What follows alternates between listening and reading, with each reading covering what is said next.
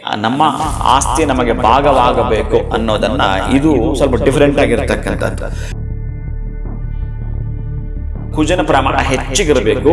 ಇದನ್ನ ಮಾಡಬೇಕಾದ್ರೆ ಮಂಗಳವಾರ ಮಾಡಬೇಕು.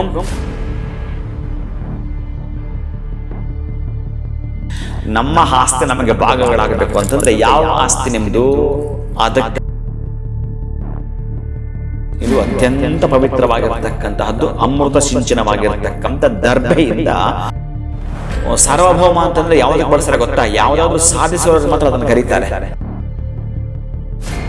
ನೀವು 9 ತೆಂಗಿನಕಾಯಿಗಳನ್ನ ಒಂದು ಮಂಗಳವಾರ ಮಾಡಿದ್ರೆ ಮತ್ತು ನೀವು ಮಾಡಬೇಕಾಗಿರೋದು ಈ ಅಮಾವಾಸ್ಯೆಗಳಲ್ಲೋ ಪೌರ್ಣಮಿಗಳಲ್ಲೋ ಗ್ರಹಣಗಳಲ್ಲೋ ಸಿದ್ಧಿ ಮಾಡಿಕೊಂಡಿರ್ತಕ್ಕಂಥದ್ದು ದೋಷ ರಾಶಿಯನ್ನ ನಿರ್ನಾಮ ಮಾಡುತ್ತ ಶಕ್ತಿ ಇರೋದು ತೆಂಗಿನಕಾಯಿಗೆ. ಇದು ಶಾಸ್ತ್ರ ಇಲ್ಲ, ವೇದ ಹಿಡಿದ್ರು ಒಪ್ಪಲ್ಲ. ನಾನು ಸ್ವಲ್ಪ ಹಾಗೆ ಕಟುವಾದಿ. ಇನ್ನು ಆಸ್ತಿ ಪಾಸ್ತಿಗಳು ಏನಾದರೂ ಭಾಗ ಆಗಲಿಲ್ಲ ಅಂತಂದರೆ ಅತ್ಯಂತ ಅದ್ಭುತವಾದ ಪಾತ್ರ ವಹಿಸುತ್ತೆ ತೆಂಗಿನಕಾಯಿ. ಅದು ದೊಡ್ಡ ಮಟ್ಟದ್ದು.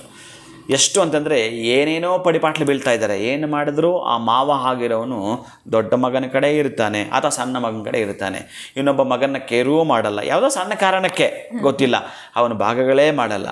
ಆತ ಹೋದ್ರೂ ಅವು ಭಾಗ ಆಗಿರಲ್ಲ. ಪಾಪ ಒದ್ದಾಟ ಮಾಡ್ತಿರ್ತಾರೆ. ಸೊ ಅಲ್ಲೂ ಈ ಪ್ರಯತ್ನ ಮಾಡಬಹುದು. ಈ ಪ್ರಯತ್ನ ಆಗಲ್ಲ, ಬೇರೆ ಪ್ರಯತ್ನ ಇದಕ್ಕೆ ಬರುತ್ತೆ.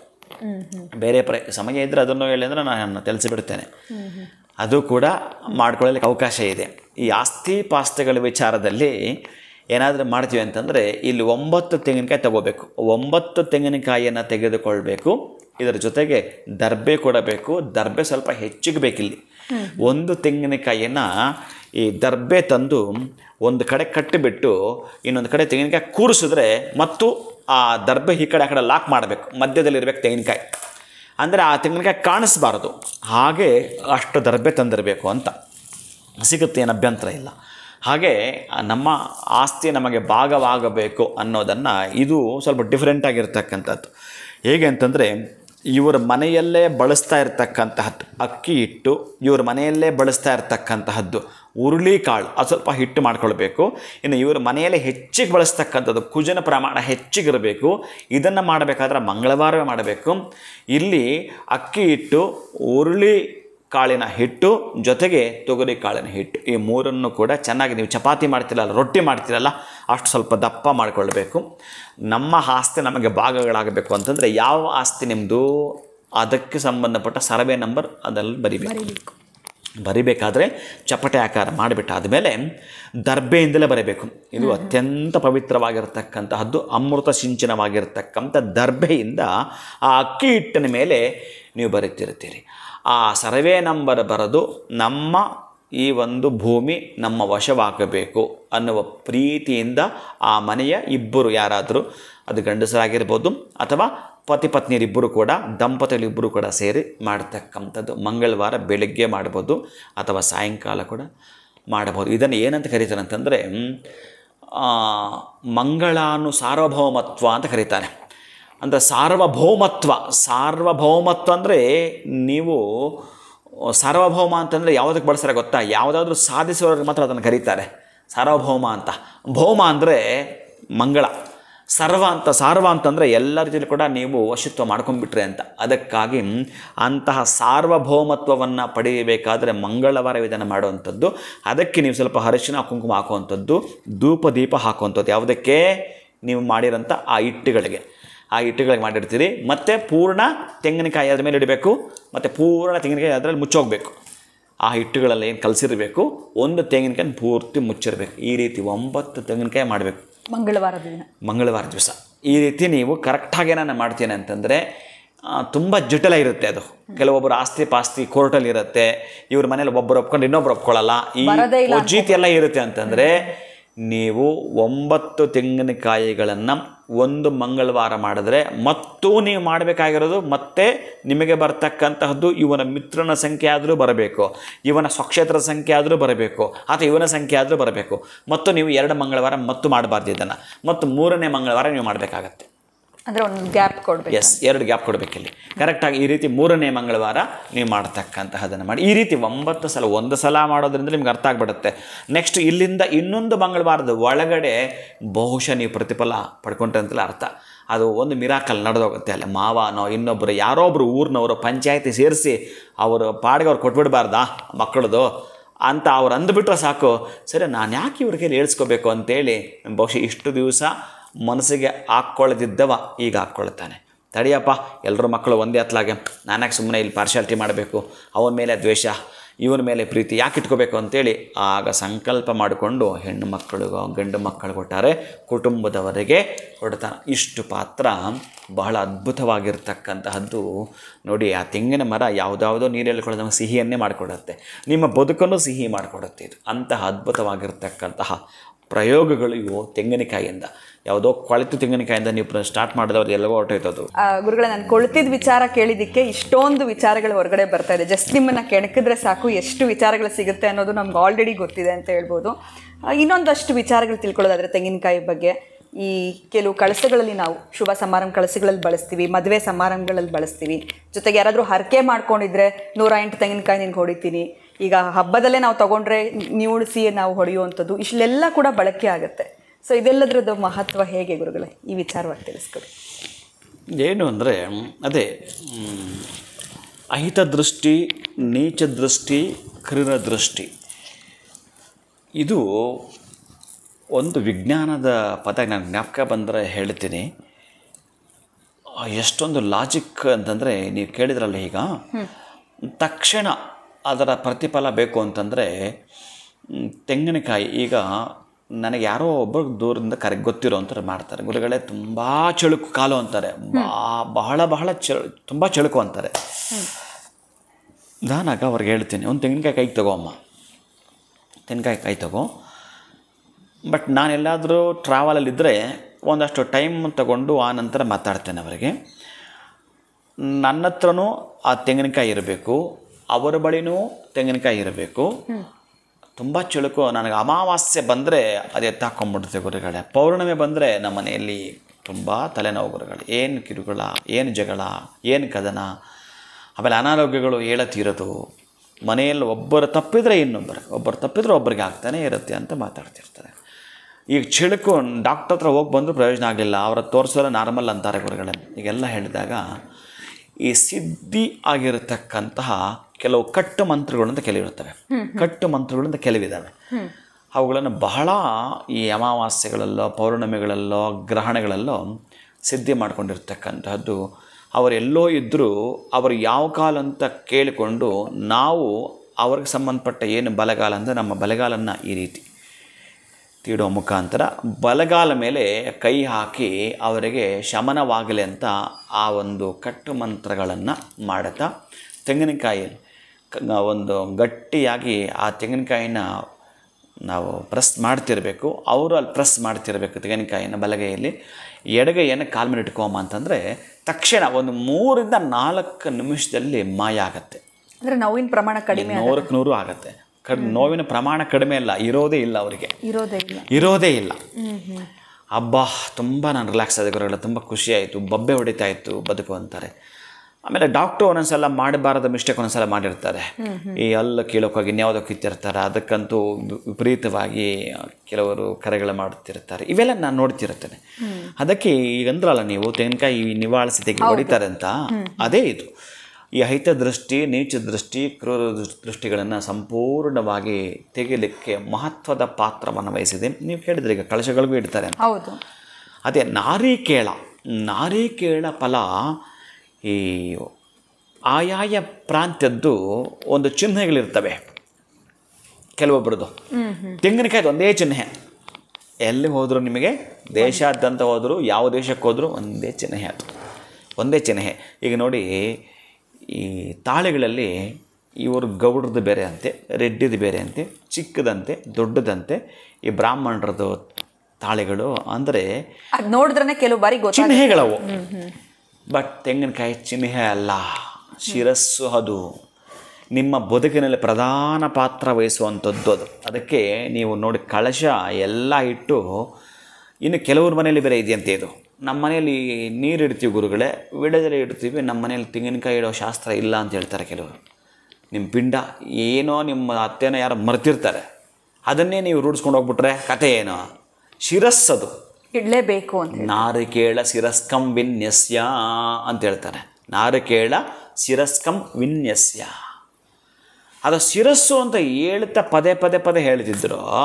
ನೀವು ನಮ್ಮ ಮನೇಲಿ ಇಲ್ಲ ಅಂತಂದರೆ ಪದ್ಧತಿ ಏನೂ ಇಲ್ಲ ನಿಮ್ಮ ಮನೇಲಿ. ಆಮೇಲೆ ಏನೂ ಇಲ್ಲ, ಪದ್ಧತಿ ಪಕ್ಕಕ್ಕಿಡಿ. ಈ ತುಂಬ ತಪ್ಪು ಮಾಡ್ಕೊಂಡು ಬಂದಿದ್ದಾರೆ ಮೊದಲಿಗರೆಲ್ಲ, ಅದನ್ನೇ ನೀವು ಮಾಡಬಾರ್ದು ಅಂತ. ಇನ್ನೂ ಹಿಂದಕ್ಕೆ ಹೋಗಿ, ನೀವು ಸ್ವಲ್ಪ ಹಿಂದಕ್ಕೆ ಹೋಗ್ತಾ ಹೋಗಿ. ಈ ಪತಿ ಸತ್ತು ಹೋದರೆ ಸತಿ ಸಹಗಮನ ಪದ್ಧತಿ ಅಂತೆ. ಏನು ಕರ್ಮ ಇದು? ಅಲ್ಲಿ ಇವನು ಯಾರೋ ಮಧ್ಯದಲ್ಲಿ ಬಂದಿದ್ದು, ಆಯಪ್ಪ ಕಾರಣ ಸತ್ತೋದ್ರೆ ಚೆನ್ನಾಗಿದ್ದೋಳನ್ನ ಹೋಗಿ ತಳ್ಳಿಬಿಡೋದ? ಇದು ಶಾಸ್ತ್ರ ಇಲ್ಲ. ಈ ವೇದ ಹಿಡಿದ್ರು ಒಪ್ಪಲ್ಲ ನಾನು ಸ್ವಲ್ಪ ಹಾಗೆ ಕಟುವಾದಿ. ವೇದ ಹಿಡಿದ್ರು ಒಪ್ಪಲ್ಲ ನಾನು ಇದನ್ನು. ಈ ತರಹದ್ದು ಬಹಳ ಇದ್ದಾವೆ. ಈ ಕೆಲವರೆಲ್ಲ ಚರ್ಚೆ ಮಾಡಕ್ಕೆ ಬರ್ತಾರೆ, ಅದಕ್ಕೊಂದು ಶ್ಲೋಕ ಹಿಡ್ಕೊಂಡು ಬರ್ತಾರೆ ಕೆಲವರು ನಮ್ಮ ಹುಡುಗರು. ಆ ಶ್ಲೋಕ ಸುಡು ಫಸ್ಟ್ ಅಂತೀನಿ, ಶ್ಲೋಕನ ಸುಡು ಫಸ್ಟ್ ಅಂತೀನಿ. ಅಲ್ಲ, ಸತಿ ಸಹಗಮನ ಪದ್ಧತಿ ಅದು ಕರೆಕ್ಟ್ ಇತ್ತು. ಆವಾಗಲೇ ಗಂಡ ಸತ್ತ ಮೇಲೆ ಈ ಹೆಣ್ತಿನ ಬೇರೆಯವ್ರು ಯಾರೋ ನೋಡಿಬಿಡ್ತಾರೆ, ಓಹೋಹೋ ನೋಡಲೇಬಾರ್ದಪ್ಪ, ಇಟ್ಕೊಂಬೇಡ ಹಾಗೆ ಬೊಂಬೆ ಮಾಡಿ. ಅದು ತುಂಬ ತಪ್ಪು. ಈ ಥರದ್ದು ಬಹಳ ಮೌಢ್ಯ ಇದೆ. ಇನ್ನು ಕೆಲವರು ಪಾಪ ಏನದು ವಿಧವೆಯರು ಅಂತ ಇರ್ತಾರೆ, ಆ ಪದ ಬಳಸೋಕ್ಕೂ ನನಗೆ ಬೇಸರ. ಅವರಿಗೆ ಕುಂಕುಮಾರ್ಚನೆ ಮಾಡೋಕ್ಕೆ ಕೊಡಲ್ವಂತೆ ಅವರಿಗೆ. ಇದೆಲ್ಲ ಹೇಳ್ತಾರೆ. ತೆಂಗಿನಕಾಯಿ ಎಲ್ಲಿ ಇದೆಯೋ ಆ ವಿಧವಾ ದೋಷ ಕಡೆ ಹೋಗುತ್ತೆ ರೀ, ಅದನ್ನು ತಲೆಗೆ ಹಾಕ್ಕೋಬೇಡಿ. ತೆಂಗಿನಕಾಯಿ ಮುಟ್ಟಿದ್ರೆ ಹೋಯಿತು. ದೋಷ ರಾಶಿಯನ್ನು ನಿರ್ನಾಮ ಮಾಡಿದ ಶಕ್ತಿ ಇರೋದು ತೆಂಗಿನಕಾಯಿಗೆ. ಅಲ್ಲ, ನೀವು ಕೇಳಿದ್ದಕ್ಕೆ ನಾನು ಹೇಳ್ತೀನಿ, ಈ ತರಹದ ಎಷ್ಟು ಮೌಢ್ಯಗಳಿಂದ ಕೂಡಿದಾವೋ, ತೆಂಗಿನಕಾಯಿ ಅನ್ನೋದು ಮಾತ್ರ ಅಹಿತ ದೃಷ್ಟಿ, ನೀಚ ದೃಷ್ಟಿ, ಕ್ರೂರ ದೃಷ್ಟಿಯನ್ನು ತೊರೆದು ಹಾಕುವಂಥದ್ದು. ಜೊತೆಗೆ ಅತ್ಯಂತ ಅದ್ಭುತವಾಗಿರ್ತಕ್ಕಂಥ ಭಕ್ತ ಮತ್ತು ಭಗವಂತನ ಮಧ್ಯೆ ಇರತಕ್ಕಂತಹ ಆ ಕಾಯಿ ಅಂತ ಏನಿದೆಯೋ, ಈ ಕಾಯಿ ಅಂತಂದರೆ ಕಾಯ ವಾಚ ಮನಸ ತ್ರಿಕರಣ ಶುದ್ಧಿಯ ಸಂಕೇತ. ಅದು ಬಹಳ ನಮ್ಮ ದೇಹದಲ್ಲಿರ್ತಕ್ಕಂಥದ್ದು ಈ ತ್ರಿಕರಣ ಶುದ್ಧಿಗಳು. ಕಾಯ ವಾಚ ಅಂತ ಮನಸ್ಸು ಏನಿದೆಯೋ, ಮೇಲೆ ಇದು ತೆಂಗಿನಕಾಯಿದೊಂದು ಮೇಲ್ಪದರ ಇದೆಯಲ್ಲ, ಅದು ನೀವೇನು ಚಿಪ್ಪು ಅಂತೀರೋ ಏನು ಅಂತೀರೋ, ಆ ಮೇಲ್ಪದರವನ್ನು ಕಾಯ ಶರೀರ. ಇನ್ನು ಕಾಯ ಆಯಿತು. ವಾಚ ಅಂತಂದರೆ ಮಾತು. ಅದರ ಒಳಗಡೆ ಇರ್ತಕ್ಕಂತಹದ್ದು ಏನು ಇದೆಯೋ ತುಂಬ ಶುದ್ಧವಾಗಿರಬೇಕು. ಶುದ್ಧದ ಸಂಕೇತ ಏನು ಗೊತ್ತಾ? ಬಿಳಿಯ ಕೊಬ್ಬರಿ ಒಳಗಿರ್ತಕ್ಕಂಥ ತುಂಬ ಶುದ್ಧಿ ಮತ್ತು ಶಾಂತಿಯ ಸಂಕೇತ. ಇನ್ನು ಮನಸ್ಸು ಉಲ್ಲಾಸ ಪ್ರಫುಲ್ಲವಾಗಿರ್ತಕ್ಕಂತಹದ್ದು. ಹೀಗೆ ಮನಸ್ಸು ಇದ್ದು ಇನ್ನೆಲ್ಲೋ ನೀವು ಸುಮ್ಮನೆ ಕಣ್ಣು ಮುಚ್ಚಿರ್ತೀರಿ ನೀವು, ಆದರೆ ಇನ್ನೆಲ್ಲೋ ನಿಮ್ಮ ಗಮನ ಹೋಗಿರುತ್ತೆ. ಅಥವಾ ಕಣ್ಣು ಮುಚ್ಚಿರ್ತೀರಿ, ಇದ್ದಕ್ಕೆ ನಿದ್ದೆ ಬಂದುಬಿಡುತ್ತೆ. ಇದೇನು ಆಗಬಾರದು, ಇದೇನು ನಡೆಯಬಾರದು. ನಮ್ಮ ಜೀವಿತದಲ್ಲಿ ಕಾಯ ವಾಚ ಮನಸ ತ್ರಿಕರಣ ಶುದ್ಧಿಯಿಂದ ನಾವುಗಳು ಏನಾದರೂ ಮಾಡಿಕೊಂಡು ಹೋಗಬೇಕು. ಜೀವಿತ ಕಾಲದಲ್ಲಿ ಒಂದನ್ನು ನಾವು ಗುರಿ ಮುಟ್ಟಬೇಕು ಅಂತಂದರೆ ತೆಂಗಿನಕಾಯಿಯ ಪ್ರಧಾನ ಪಾತ್ರ. ಪ್ರತಿಯೊಬ್ಬರ ಮನೆಯಲ್ಲಿ ತೆಂಗಿನಕಾಯಿ ಇದ್ದೇ ಇರುತ್ತೆ. ಯಾವ ಮನೆಯಲ್ಲಿ ತೆಂಗಿನಕಾಯಿ ಇಲ್ಲ ಅಂತ ಹೇಳ್ತೀರೋ, 4 ಅದೃಷ್ಟಗಳು ನಿಮ್ಮ ಮನೆ ಬಾಗಲ ತನಕ ಬಂದು ವಾಪಸ್ ಹೋಗ್ತವಂತೆ. ನಿಮ್ಮ ಮನೆ ತೆಂಗಿನಕಾಯಿ ಇಲ್ಲ ಅಂದರೆ, ನಿಮ್ಮ ಮನೇಲಿ ಅಕ್ಕಿ ಇಲ್ಲ ಅಂದರೆ, ನಿಮ್ಮ ಮನೆಯಲ್ಲಿ ದೀಪದ ಎಣ್ಣೆ ಇಲ್ಲ ಅಂತಂದರೆ, ಆ 4 ಅದೃಷ್ಟಗಳು ಅಲ್ಲಿ ತನಕ ಬಂದು ಕೊರಿಯರ್ನವನು ಅಥವಾ ಪೋಸ್ಟ್ ಆಫೀಸ್ನವನು ಬಂದು ಲೆಟರ್ ತೊಗೊಂಡು ಬಂದರೆ ನಿಮ್ಮ ಮನೆಯಲ್ಲಿ ಅಡ್ರೆಸ್ ಅಲ್ಲ, ಮನೆಯಲ್ಲಿ ಯಾರು ಇಲ್ಲ ಅಂದ್ರೆ ವಾಪಸ್ ಹೋಗ್ತಾನಲ್ಲ. ಹಾಗೆ ನೀವಿದ್ದೀರಿ ಆ ವಸ್ತುಗಳೆಲ್ಲ ಅಂದರೆ ಆ ಅಡ್ರೆಸ್ಗೆ ಬಂದಿರತಕ್ಕಂಥ ಅದೃಷ್ಟ ಪಲಾಯನ ಮಾಡುತ್ತಂತೆ. ತೆಂಗಿನಕಾಯಿಯ ಮಹತ್ವ ಬಹಳ ಹೇಳ್ತಾನೆ. ಇನ್ನು ನಾನು ಅಧ್ಯಾಯಗಳ ಲೆಕ್ಕದಲ್ಲಿ ನಾವು ಹೋಗ್ತೀವಿ ಅಂತಂದರೆ, ಬಹಳ ಶ್ರೇಷ್ಠತಮವಾಗಿರತಕ್ಕಂತಹ ನಾರಿಕೇಳದ ಬಗ್ಗೆ ಏನು ಆನಂದ ಗೊತ್ತದು. ಆ ಮನಸ್ಸು ಬಹಳ ವಿಶೇಷದಿಂದ ಕೂಡಿರ್ತಕ್ಕ. ಅದಕ್ಕೆ ನಾನು ಹೇಳಿದ್ದು, ನೀವು ಇಲ್ಲಿ ಕುಳಿತುಕೊಂಡು ತೆಂಗಿನಕಾಯಿ ಪಕ್ಕದಲ್ಲಿ ಇಟ್ಕೊಂಡು ಒಂದು ಸ್ಪರ್ಶ ಮಾಡಿ ಆಮೇಲೆ ಮೆಡಿಟೇಷನ್ ಮಾಡಿ ನೀವು ಕಂಟ್ರೋಲ್ ಬರ್ತೀರಿ. ಇಲ್ಲಿ ತ್ರಾಟಕ ಅಂತಿದೆ. ತ್ರಾಟಕ ಅಂದರೆ ನೀವು ಮುಂದಿನ ಯಾವಾಗ ಕೇಳಿ, ನೀವೇನಾದರೂ ಅದನ್ನು 21 ದಿನಗಳ ಕಾಲ ಮಾಡ್ತೀನಿ ಅಂತಂದರೆ, 21 ದಿನಗಳ ಕಾಲ ತ್ರಾಟಕವನ್ನು ಮಾಡ್ತೀನಿ ಅಂತಂದರೆ, ನೀವು ಬರೆದಿಟ್ಕೊಳ್ಳಿ, ಯಾವ ವ್ಯಕ್ತಿ ಆಗಬೇಕೋ ಆ ವ್ಯಕ್ತಿ ನೀವು ಆಗ್ತೀರಿ. ಅಥವಾ ನಿಮಗೆ ಆ ಯೂನಿವರ್ಸ್ ಎಷ್ಟು ಸಹಕರಿಸುತ್ತೆ ಅಂತಂದರೆ, ಅಕ್ಕಪಕ್ಕದ ಜನ ಎಷ್ಟು ಚೆನ್ನಾಗಿ ನಿಮಗೆ ಸಹಕರಿಸ್ತಾರೆ ಅಂತಂದರೆ, ಯಾವ ವ್ಯಕ್ತಿಯನ್ನೋ ನೀವು ತಲೆ ಇಟ್ಕೊಂಡಿದ್ರಲ್ಲ, ಬಹುಶಃ ಕಶ್ಚಿತ್ ಆ ವ್ಯಕ್ತಿ ನಿಮ್ಮನ್ನು ಆ ದಿನಗಳಲ್ಲಿ ಭೇಟಿ ಆಗ್ತಾನೆ. ನಾನು ಏನು ಹೇಳ್ತೀನಿ ಅಂತಂದರೆ, ಯಾವ ವ್ಯಕ್ತಿ ಅಂತಂದರೆ ಚಂದ್ರಲೋಕದಲ್ಲಲ್ಲ, ನೀವು ತುಂಬ ವ್ಯಥೆ ಪಡ್ತಿದ್ರಲ್ಲ, ಅದಕ್ಕಾಗಿ ಸಂಬಂಧಪಡ್ತಕ್ಕಂಥ ಎಲ್ಲವೂ ಕೂಡ ಇದೆ ತ್ರಾಟಕದಲ್ಲಿ. ಈ ತ್ರಾಟಕಕ್ಕೂ ಮುನ್ನ ನಾನು ಈ ಒಂದು ತೆಂಗಿನಕಾಯಿದ ಬಗ್ಗೆ ತಿಳಿಸಿ ಯಾಕೆ ಹೇಳ್ತೇನೆ ಅಂತಂದರೆ, ಈ ಕಾಯ ವಾಚ ಮನಸ ಈ ತ್ರಿಕರಣ ಶುದ್ಧಿಯ ಸಂಕೇತವು ಕಾಯ, ಅದಕ್ಕೆ ಕಾಯಿ. ಆ ಬಾಳೆಹಣ್ಣನ್ನು ನಮ್ಮ ಬಾಳನ್ನು ಹಣ್ಣಾಗಿಸಿ ಸಮರ್ಪಣೆ ಮಾಡ್ತಾ ಇದ್ದೀವಿ. ಈ ತುಂಟಾಟವಾಗಿ ಸಮರ್ಪಣೆ ಮಾಡಿದ್ರೆ ಒಪ್ಕೊಳ್ಳಲ್ಲ, ಅದರಲ್ಲಿ ಒಂದಷ್ಟು ನಾವು ಒಪ್ಕೊಳ್ಳೋಕ್ಕಾಗಲ್ಲ, ಮೆಚ್ಚೋಕ್ಕೂ ಆಗಲ್ಲ. ಹಾಗೆ ಈ ಕಾಯಿ ದೋಷರಹಿತವಾಗಿರತಕ್ಕಂಥದ್ದು. ಆಮೇಲೆ ನಾನು ಯಾವಾಗಲೂ ಹೆಚ್ಚಿಗೆ ಬಳಸ್ತಿರ್ತೀನಿ ನಿಮಗೆ, ಅಪೂರ್ಣ ಎಲ್ಲ. ಈ ತೆಂಗಿನಕಾಯಿ ಪರಿಪೂರ್ಣ, ಅದಕ್ಕಾಗಿ ಅದರ ಸಾನ್ನಿಧ್ಯವೇ ಬೇರೆ, ಅದರ ಆನಂದವೇ ಬೇರೆ. ಇನ್ನು ಅದರ ಎಣ್ಣೆ ಅಂತೂ ಬಹಳ ಉಪಯೋಗ. ಆ ಎಣ್ಣೆ ಈ ನಮ್ಮ ಎಲ್ಲಿ ಬಳಸ್ತಾರೆ ಹೆಚ್ಚಿಗೆ, ಕೇರಳದಲ್ಲಿ ಹೆಚ್ಚಿಗೆ ಬಳಸ್ತಾರೆ, ಧರ್ಮಸ್ಥಳದಲ್ಲಂತೂ ಬಹುಶಃ ಅಡುಗೆಗೆ ಬಳಸ್ತಾರೆ ಅನ್ಕೊಂತೀನಿ. ಇನ್ನು ಕೆಲವು ಮನೆಯಲ್ಲಿ ಒಳ್ಳೇದು ಅಂತ ಸಾಕಷ್ಟು ಜನ ಬಳಸ್ತಾ ಇದ್ದಾರೆ ಗುರುಗಳು. ಅಲ್ಲ, ಬಹಳ ವಿಶೇಷ ಹೇಳಿದ್ದಾನೆ. ಆ ಒಣಕೊಬ್ಬರಿ, ಅದೇ ಹೇಳೋದು, ಒಣಕೊಬ್ಬರಿ ಬಹಳ ಅದ್ಭುತವಾಗಿರತಕ್ಕಂಥ ಮಂಗಳಪ್ರದವಾಗಿರತಕ್ಕಂತಹ ವಸ್ತು ಅದಿರಬೇಕು. ಆಮೇಲೆ ಕೆಲವೊಂದು ಬಾರಿ ಬೆಲ್ಲದ ಜೊತೆಗೆ ಆ ಒಣಕೊಬ್ಬರಿನ ತಿನ್ನುವಂಥದ್ದು ನೀವೊಂದು ರೀತಿಯ ಈ ಲಕ್ಕನ್ನು ಬರಮಾಡಿಕೊಂಡಂಗೆ. ಏನು, ಕೆಲವೊಂದು ಮುಹೂರ್ತಗಳಿದ್ದಾವೆ, ಅಮೃತಗಳಿಗೆ. ಅಂಥ ಮುಹೂರ್ತಗಳಲ್ಲಿ ನೀವೇನಾದರೂ ಒಣಕೊಬ್ಬರಿ ಬೆಲ್ಲ ತಿಂದು ಲಾಟ್ರಿ ಖರೀದಿ ಮಾಡ್ತೀನಿ ಅಂದರೂ ಕೂಡ ಪಡ್ಕೊಂಡ್ಬಿಡ್ತೀರಿ. ಅಷ್ಟು ಶಕ್ತಿ ಇರುತ್ತಂತೆ, ಅಷ್ಟೊಂದು ಅದ್ಭುತಗಳು ಇರುತ್ತವಂತೆ. ಆ ಒಂದು ವಿಶೇಷತೆ ಅದನ್ನು ನಾನು ಹೇಗೆ ಹೇಳಬೇಕೋ, ಒಂದೊಂದು ವಸ್ತುಗಳು ಮನೇಲಿ ಇದ್ದರೆ, ಈ 8 ವರ್ಷದ ಬಾಲಕ ಆಗಿರೋಂಥ ಈ ಶಂಕರಾಚಾರ್ಯರು ಅವರ ಸನ್ಯಾಸ ದೀಕ್ಷೆಯ ಪ್ರಕಾರ ಅವರು ಭಿಕ್ಷಾಚಾಟನೆ ಹೋಗಬೇಕು. ಅವರು ಭಿಕ್ಷಾಚಾಟನೆಗೆ ಹೋದಾಗ ಒಂದು ವೈದಿಕ ಕುಟುಂಬದ ಮನೆತನ, ಅದು ವೈದಿಕ ಕುಟುಂಬದ ಮನೆತನದಲ್ಲಿ ಆ ಒಂದು ಬಾಲಕನಿಗೆ ಹಾಕ್ಲಿಕ್ಕೆ ಏನೂ ಇಲ್ಲ. ಆವಾಗ ಅಮ್ಮ ಯಾವುದೋ ಆ ಒಂದು ನೆಲ್ಲಿಕಾಯಿ, ಅದು ಕೂಡ ಏನು ಬತ್ತೋಗಿದೆ, ಆ ಬತ್ತೋಗಿರೋ ನೆಲ್ಲಿಕಾಯಿನ ಹಾಕಿದಾಗ ಕೃಷ್ಣಾರ್ಪಣ ಅಂತ ಈಗ ನೋಡ್ತಾರೆ. ಆ ಅಮ್ಮ, ಸ್ವಾಮಿ ನಮ್ಮ ಮನೇಲಿ ಏನೂ ಇಲ್ಲ ಸ್ವಾಮಿ, ತಪ್ಪು ತಿಳ್ಕೊಬೇಡಿ, ನನ್ನ ಮನೆಗೆ ನೀವು ಬಂದಿದ್ದು ಬಹಳ ನನಗೆ ಸಂತೋಷ ಆಯಿತು, ಆದರೆ ಇದೊಂದು ಮಾತ್ರ ನನಗೆ ಕಾಣಿಸ್ತು ಅಂತ ಅದನ್ನು ಹಾಕಿದಾಗ ಅದು ತುಂಬ ಎಂಥ ಆ 8 ವರ್ಷದ ಬಾಲಕನ ಮನಸ್ಸು ಎಷ್ಟು ಪ್ರಫುಲ್ಲವಾಗಿರುತ್ತೆ ಅಂತಂದರೆ, ಎಷ್ಟು ತನ್ಮಯತೆಯ ಪ್ರಸನ್ನವಾಗಿರುತ್ತೆ ಅಂತಂದರೆ, ಒಂದು ಸಲ ಹೀಗೆ ನೋಡಿ ಲಕ್ಷ್ಮಿಯನ್ನು ಆಡುತ್ತಾನೆ. ಅದೇ ಕನಕದಾರ ಸ್ತುತಿ. ಅವಾಗ ಏನು ಹೇಳ್ತಾರೆ ಗೊತ್ತಾ ಈ ಶಂಕರಾಚಾರ್ಯರು, ಅಮ್ಮ ಅವಳಿಗೆ ಅಷ್ಟೊಂದು ಬಡತನ ಇದೆ ತಾಯಿ, ಏನು ಕರುಣಿಸಮ್ಮ ಅಂತಂದರೆ ಲಕ್ಷ್ಮಿ ಏನು ಹೇಳ್ತಾಳೆ ಗೊತ್ತಾ, ಅಲ್ಲಪ್ಪ ನೀನೇನು ಕೇಳ್ತಾ ಇದೀಯ, ಅವಳದು ಏನಾದರೂ ಪುಣ್ಯ ಇರಬೇಕಲ್ಲ, ಅವಳದು ಪುಣ್ಯ ಇಲ್ಲ, ಹಾಗಾಗಿ ನಾನು ಕೊಡಕ್ಕೆ ಬರಲ್ಲ ಅಂತ ಆ ಒಂದು ಮಹಾಲಕ್ಷ್ಮಿ ಈ ಪುಟ್ಟ ಬಾಲಕನಾಗಿರುವ ಅಂಥ ಶಂಕರಾಚಾರ್ಯರಿಗೆ ಹೇಳ್ತಿದ್ದಾಳೆ. ಆಕೆ ತುಂಬ ಪಾಪವನ್ನು ಮಾಡ್ಕೊಂಡಿದ್ದಾಳೆ, ಪಾಪ ಭೂಯಿಷ್ಠ, ಅದು ಅವಳಿಗೆ ಕೊಡೋಕ್ಕೆ ಏನೂ ಬರಲ್ಲ. ಆ ಪಾಪ ಕ್ಲಿಯರ್ ಆದರೆ ನಾನು ಕಾಯ್ತಾ ಇದ್ದೇನೆ ಕೊಡಬೇಕು ಅಂತ, ಅವಳು ಪಾಪ ಕರಗ್ತಾ ಇಲ್ಲ, ನಾನು ಕೊಡೋಕ್ಕಾಗ್ತಾ ಇಲ್ಲ. ಆವಾಗ ಶಂಕರಾಚಾರ್ಯ ಒಂದು ಮಾತು ಅಂದುಬಿಡ್ತಾರೆ, ಅಮ್ಮ ಅವಳ ಪಾಪ ನಿನ್ನ ಸಣ್ಣದೊಂದು ಓರೆ ನೋಟ ಇದೆಯಲ್ಲ, ಆ ಓರೆ ನೋಟದಲ್ಲಿ ನೋಡು ಸಾಕು ಕರಗೋಗ್ಬಿಡುತ್ತೆ. ಎಲ್ಲೋ ಈ ಬೆಣ್ಣೆಯನ್ನು ತುಂಬ ಕೋಲ್ಡ್ ಜಾಗದಲ್ಲಿ ಇಟ್ಟರೆ ಗಟ್ಟಿಯಾಗಿದ್ದಿಲ್ಲ, ಬಿಸಿಲಿಗಿಟ್ಟರೆ ಕರಗೋಗುತ್ತಲ್ಲ, ಹಾಗೆ ನಿನ್ನ ಸಣ್ಣ ಓರೆ ನೋಟದಿಂದ ಅವಳು ಮಾಡಿರ್ತಕ್ಕಂತಹ ಪಾಪಗಳೆಲ್ಲ ಕರಗು ಹೋಗಲಿ. ಈಗಷ್ಟೇ ನನಗೆ ಕೊಟ್ಲಲ್ಲ ಆಕೆ, ಆ ಕೊಟ್ಟಿರ್ತಕ್ಕಂಥದ್ರಿಂದ ಅವಳಿಗೆ ಪುಣ್ಯ ಲಭಿಸಲಿ. ಆ ಪುಣ್ಯ ಲಭಿಸಿದೆ, ಈಗ ಅಷ್ಟು ಮಾತ್ರಕ್ಕಾದರೂ ನಿನ್ನ ಕೃಪೆ ತೋರು, ಅವಳಿಗೆ ನಿನ್ನ ಕೃಪೆ ತೋರು. ಅವಳ ಕೈಯಿಂದ ನನ್ನ ಪಾತ್ರೆಗೆ, ನನ್ನ ಭಿಕ್ಷಾ ಪಾತ್ರೆಗೆ ಹಾಕದಲ್ಲ ಆಕೆ, ಅದು ದಾನದ ಲೆಕ್ಕ ಅಲ್ವಾ, ಅದು ಪುಣ್ಯ ಅಲ್ವಾ, ಅದಕ್ಕಾಗಿ ದಯವಿಟ್ಟು ನೀನು ಅವಳಿಗೆ ಕೃಪೆ ಮಾಡು ಅಂತಂದಾಗ ಕನಕದಾರ ಸ್ತೋತ್ರವನ್ನು ಹೇಳ್ತಾ ಕನಕದ ವರ್ಷವನ್ನೇ ಅವರ ಮನೆಗೆ ಸುರಿಸ್ತಕ್ಕಂಥದ್ದು. ಅಂತಹ ಕೆಲವು ಪದಾರ್ಥಗಳು ನಾನು ಯಾಕೆ ಹೇಳಿದೆ ಅಂತಂದರೆ, ಬೆಟ್ಟದ ನೆಲ್ಲಿಕಾಯಿ ಅವಳ ಮನೆ ಇಲ್ಲ ಅಂದಿದ್ರೆ ಕತೆ ಏನು?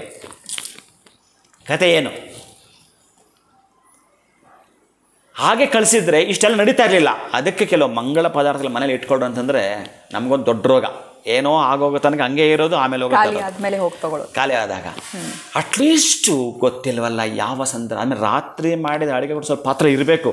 ಎಲ್ಲ ಲೊಲೊಟ್ಟೆ ಮಾಡಿ ಇಟ್ಬಿಟ್ರೆ ನೀವು ಕ್ಲೀನ್ ಮಾಡ್ಕೊಳ್ರಿ, ಒಂದಷ್ಟು ಅನ್ನ ಇರಲಿ ರೀ ಪಾತ್ರೆಯಲ್ಲಿ, ತೊಳೆದಿರೋ ಬೇಕಾದೆಲ್ಲ ಕ್ಲೀನ್ ಮಾಡಿ ನೀವು ಒಂದು ಪಾತ್ರೆಗೆ ಹಾಕಿ ಇಟ್ಬಿಟ್ಟು ಆಮೇಲೆ ತೊಳೆದಿಡಿ. ಒಂದಷ್ಟು ಸಾಂಬಾರು, ಅನ್ನ, ರಸನ ಯಾರು ಯಾವ ರಾತ್ರಿಯಲ್ಲಿ ಬರ್ತಾರೋ ಪಾಪ ಗೊತ್ತಿಲ್ಲ, ಯಾವ ರೂಪದಲ್ಲಿ ಬರ್ತಾರೋ ಗೊತ್ತಿಲ್ಲ. ಅದಕ್ಕಾಗಿ ಆ ಅಮ್ಮ ಆ ಬತ್ತೋಗಿರೋ ಕಾಯಿ ಹಾಕಲಿಲ್ಲ ಅಂದಿದ್ರೆ ಇವ್ಯಾವ ಕನಕದಾರ ಸ್ತೋತ್ರ ಉಟ್ಕೊಳ್ತಾ ಇರಲಿಲ್ಲ. ಅಂದರೆ ಅದರ್ಥ ನೋಡಿ ನಾನು ಯಾಕೆ ಹೇಳ್ತೀನಿ ಅಂತಂದರೆ ತೆಂಗಿನಕಾಯಿ ಮಹತ್ವ ಅದೆಲ್ಲ ಬಂತು, ಬೆಟ್ಟದ ನೆಲೆಕಾಯಿಗೆ ಬಂದ್ಬಿಡ್ತೀರ. ಅದಕ್ಕಾಗಿ ಈ ಮನೆಯಲ್ಲಿ ಗಂಡ ಹೆಂಡತಿರ ನಡತೆ ಅದು ಇಬ್ಬರಿಗೂ ಅಪ್ಲೈ ಆಗುತ್ತೆ. ಅದು ಗಂಡನ ನಡತೆ ಸರಿಯಿಲ್ಲ ಅಂತ ಹೆಂಡತಿ ಜರಿಯೋದು, ಹೆಂಡತಿ ನಡತೆ ಸರಿಯಿಲ್ಲ ಅಂತ ಗಂಡ ಜರಿಯೋದು. ಇದು ಆಗದಿದ್ದರೆ ಕತೆ ಏನೋ